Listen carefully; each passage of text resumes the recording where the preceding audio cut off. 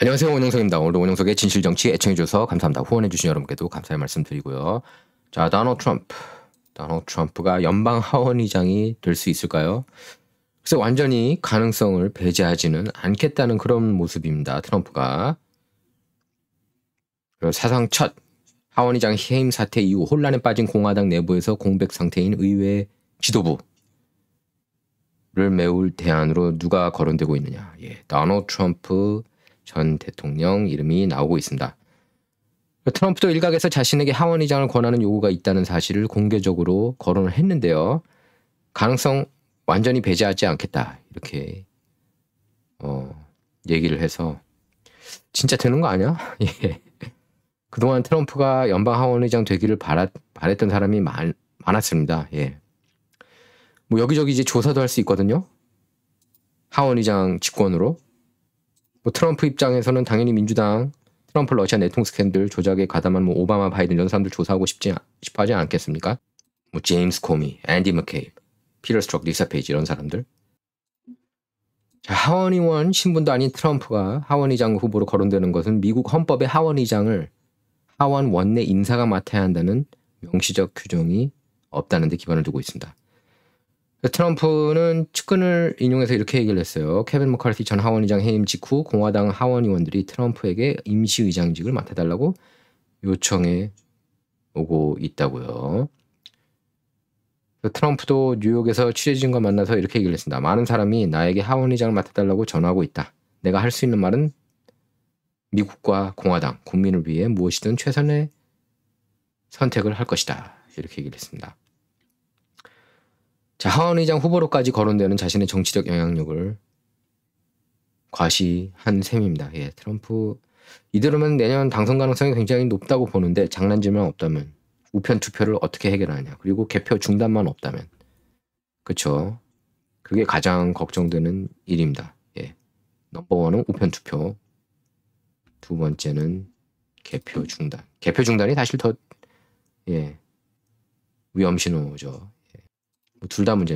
근데 이제 하원의장 하면은 대선 캠페인 활발하게 못하죠. 예, 의원 활동을 해야 돼서. 그래서 의장 활동을 해야 돼서. 그래서 제가 볼 때는 거의 그 가능성은 희박하다고 봐요.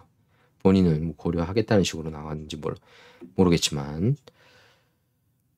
뭐 하원의장은 여러분께서도 잘 아시겠지만은 미국 내 서열, 권력 서열 3위입니다. 예, 1위가 대통령, 2위가 부통령이죠. 부통령이 상원의장 역할을 하니까. 그 다음에 3위가 하원의장입니다. 트럼프는 공화당의 대선 후보 경선에서 완전히 독주 체제를 구축했습니다. 지금 여론조사 보면 50%포인트 가까이 앞서고 있습니다. 50%포인트, 어떤 데는 60%포인트까지 앞서고 있고, 지금 경합주에서도 지금 애리조나, 펜실베이니아, 조지아에서 이제 그게 그 세 개 주가 제일 이제 걱정돼요. 근데 메인스트림 미디어가 이상하게 그 세 개 주 여론조사는 별로 발표를 안 합니다. 예. 그래서 제가 여러분께 이걸 좀 잠깐 보여드리려고요. Real Clear Politics 여론조사인데 트럼프보다 바이든이 앞서고 있어요. 펜실베이니아에서 47대 45로 2%포인트 앞서 있습니다. 이렇게 엉망진창으로 국정 운영을 하는데도 이렇습니다. 10월 5일 여론조사예요. 아까 잠깐 연방 하원의장 얘기를 하자면 트럼프가 제가 볼 때는 표도 못 얻을 것 같아요. 솔직히 말해서. 그래서 트럼프를 싫어하는 의원들도 있기 때문에 그래서 가능성이 저는 없다고 봅니다. 그냥 하나의 얘기거리죠. 제 펜실베이니아 여론조사는 이게 뜨끈뜨끈한 겁니다. 10월 5일 나온 거예요. 트럼프가 지금 이 상황에서도 이렇게 밀리고 있다는 건 내년에도 질 가능성이 있다는 신호라고 봐요. 펜실베이니아.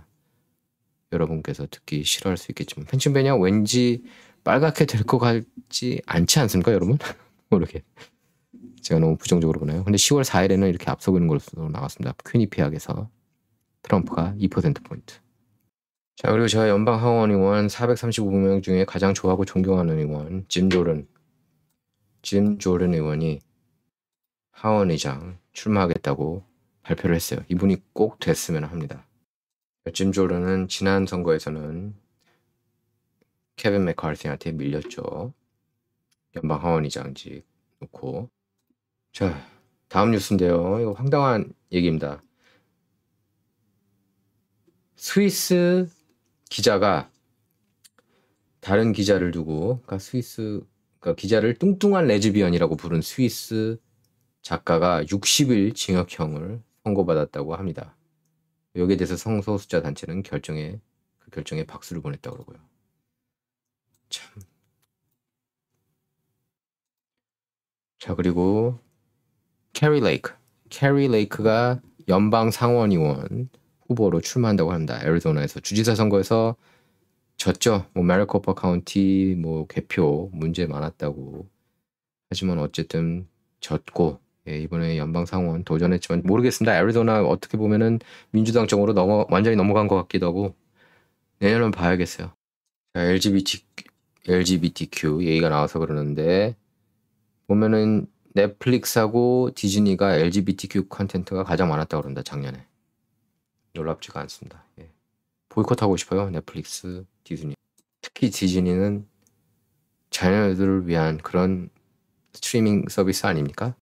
자, 이번에 400대 부호 발표했는데요. 포브스지에서. 근데 도널드 트럼프 전 대통령은 400위 밖으로 밀려났습니다. 예, 최근 2021년인가 밀려나고 1991년부터 쭉 이제 줄곧 포브스 400 안에 이름을 올렸거든요. 근데 지난번에 2021년에 빠졌었고 이번에 또 빠졌다고 합니다. 트럼프가. 자산이 26억 달러로 그렇게 알고 있어요. 지금 근데 마이클 조던이 스포츠 선수 출신으로는 최초로 400대 부호에 이렇게 올라섰습니다. 359위 기록했어요. 마이클 조던. 조던이 얼마 전에 자기가 구단주로 있었던 샬롯 호네츠를 팔았죠. 예, 그러면서 이제 부호 리스트에 올랐습니다. 사업 수완이 좋아요. 2010년에 2억 7,500만 달러에 샀거든요. 샬롯 밥캐치를 조던이. 원래 그전에는 이제 워싱턴 위저즈 공동 구단주였는데 그때 이제 그 지분을 팔고 선수 생활 복귀했죠. 워싱턴 위저즈에서 2년간. 잘했어요. 그 2년 동안에도. 나머지 선수들이 잘 못해서 그렇지. 특히 마지막 시즌에는 82 전 경기를 다 뛰었습니다. 40살이었음에도 불구하고요. 두 시즌 연속 20점, 평균 20점 이상 올렸는데 어쨌든 밥캐치를 비싸게 팔았어요. 예, 그래서 재미를 봤습니다. 샬럿 호네츠로 이름을 다시 예전 이름으로 돌리면서 팔았죠. 30억 불에 팔았어요. 2억 7,500만 불에 사가지고 13년 만에 30억 불 여름에 팔았다고 그런다. 포브스지에서는 17억 불이라고 그렇게 책정했는데 17억 불 정도 가치가 될 거다 이렇게 보도했는데 30억 불 거의 2배 가깝게 받아서 팔았어요. 스포츠 구단들은 여러분께서 참고로 아셔야 되는 게 일반적으로 가격이 천정부지로 뛸 수밖에 없습니다. 왜냐하면 스포츠 구단 팀이 정해져 있잖아요. 그죠? 그 숫자가.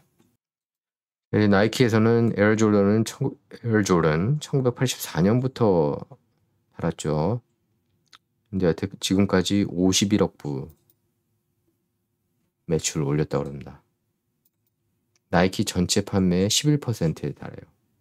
네, 바로 브라이트바리에서도 보도했네요. 트럼프가 펜실베니아에서 2%포인트 또 앞서고 있는 것으로 또 이렇게 나왔네요.